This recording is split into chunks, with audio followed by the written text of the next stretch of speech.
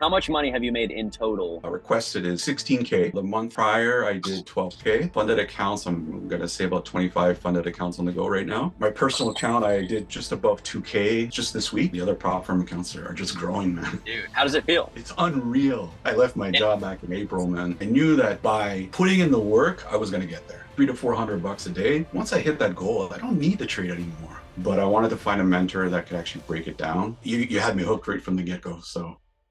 Alrighty, guys, welcome to the video. Hopefully everybody's doing well. Very, very special interview with one of my students, Martin, who has just absolutely been killing it. Martin, welcome. How are you doing, brother? I'm living the dream, man. Finally. Yes, let's go. All right, so kind of first question, just kind of want to get into it. How did you get into trading in the first place? Tell me a little bit about your story, where you started from, how'd you get into trading, how'd you find it, and so on. Yeah, I got introduced to trading with crypto. I started trading, scalping crypto way back in the day before the pandemic. I ended up sinking a lot of my savings into crypto, just being a total degenerate. That's when I got my first taste of not using a stop loss. So I did crypto for a bit, totally lost everything, all my savings in that. And then I decided to really lock in and decide that really trading is going to be my future. So I locked into Forex, did Forex for about 2 years. I saw some success. I did get some challenges passed and I did get to a payout only for the prop firm to shut down. So I've been through like 3 prop firms that shut down. So I get to the payout and then they shut down. So then I said, enough of this, let me move over to futures. And that's when I really dove deep into futures and then I found you. From there, it's been history.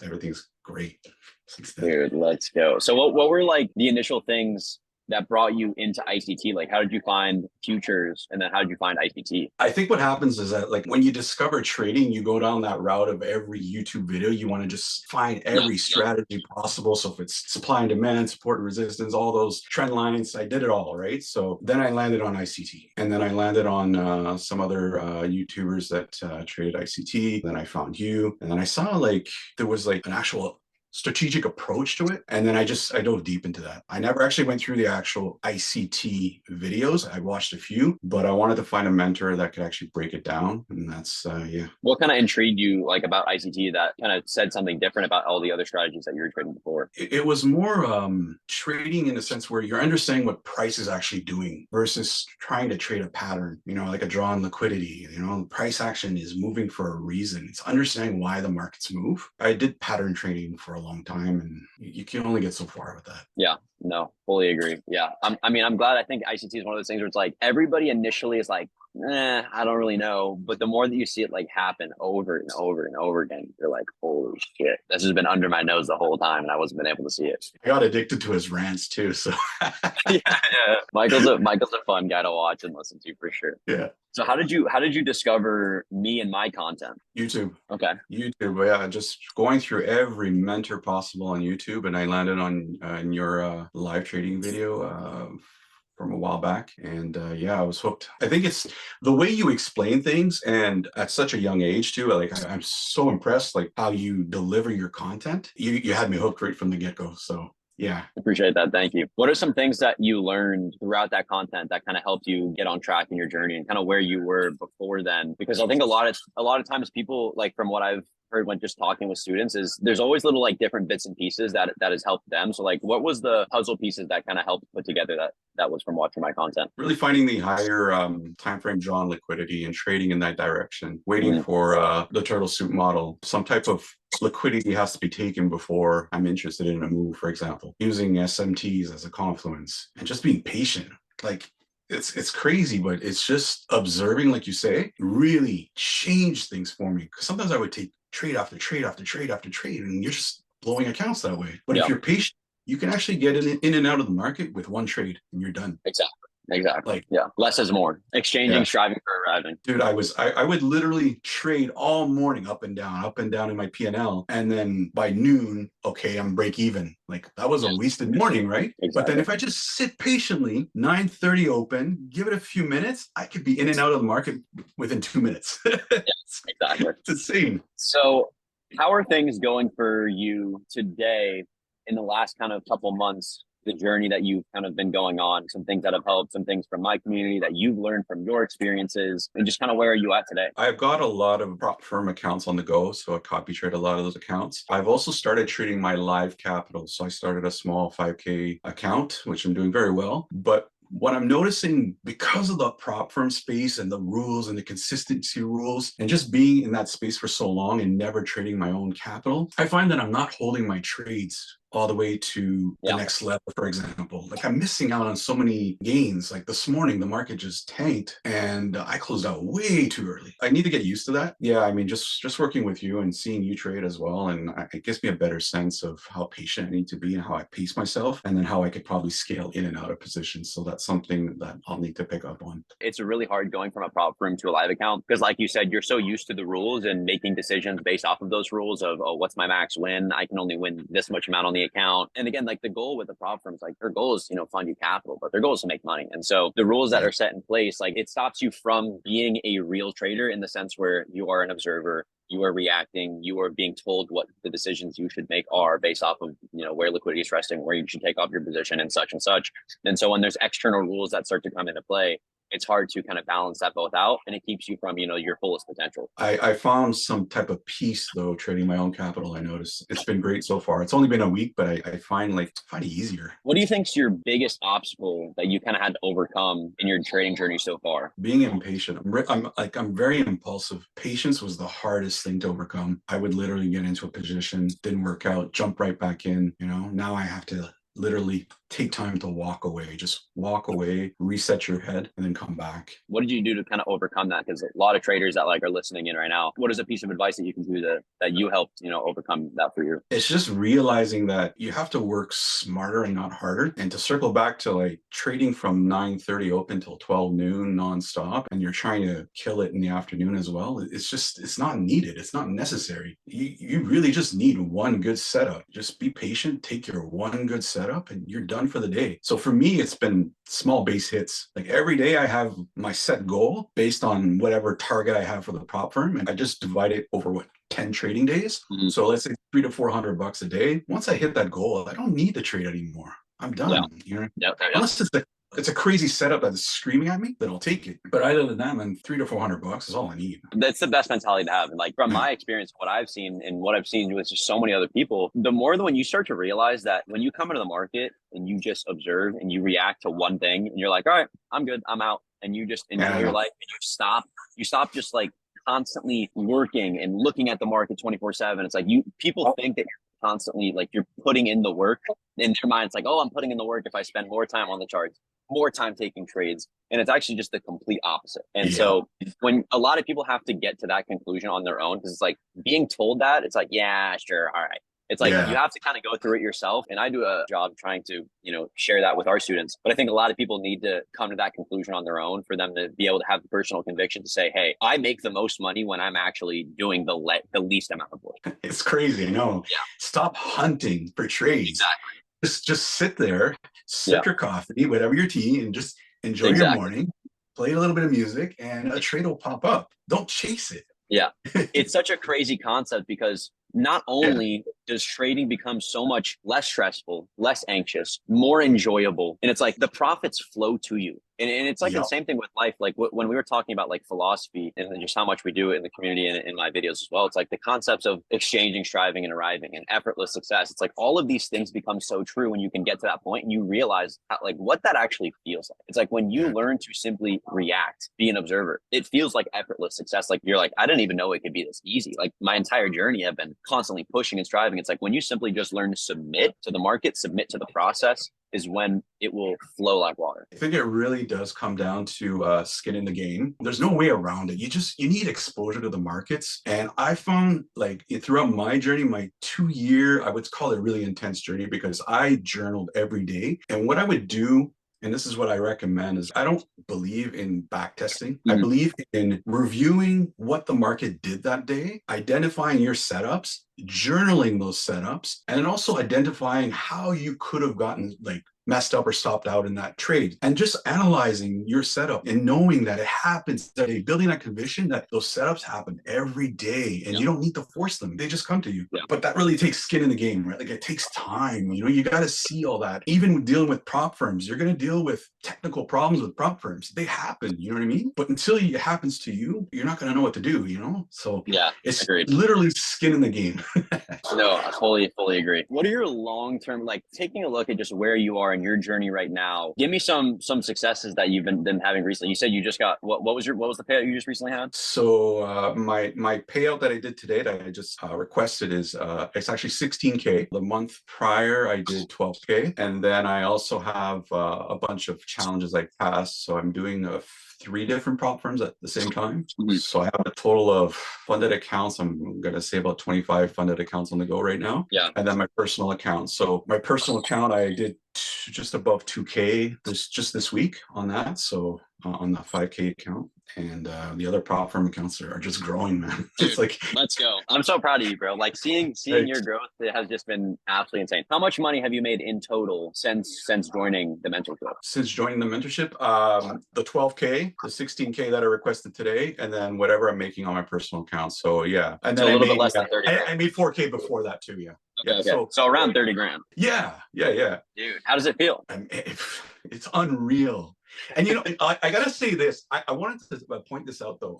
When you're trading on a trade copier, right? Mhm. All your accounts are synced. Yeah. And that's really hard on the emotions, because if you're trading all your accounts in sync and Yeah. you know you've got 20 accounts on the line, that'll mess with your psychology. What I've done is they're staggered. I'm trading them all at once, but I have got some challenges that I'm doing in the background. I've got some accounts that are already funded, and then I just go about my day. And at the end of the day, I just see, oh, this one I passed, this one's passed. You know, they just pass automatically. You don't even have to Yeah. force it. Because I actually really like that you said that, because I've never thought about it this way. Mentally, you think that there's more risk on the table when you're trading that many more accounts. But if you stagger them, it's like you might be trading one micro, but it's like one micro on 20 accounts. And mentally, it's like the more risk that's on the table, the more emotions, more anxiousness, it's all going to come up. So being able to stagger them, trade them separately, and not focus on which one is which, and just trade what you see, it's just going to end up putting the pieces together and pass itself. And I just stopped putting them on a pedestal too, man. Like I really don't care about a prop Yeah, firm. exactly. Just pass it, get your payout, and move on, and put it in your personal account. And yeah, I can't stress enough. I was talking to my buddy about this literally like a couple hours ago. I think a big part about why a lot of people struggle is because they put that on a pedestal. They put getting funded on a pedestal. Getting funded means absolutely nothing.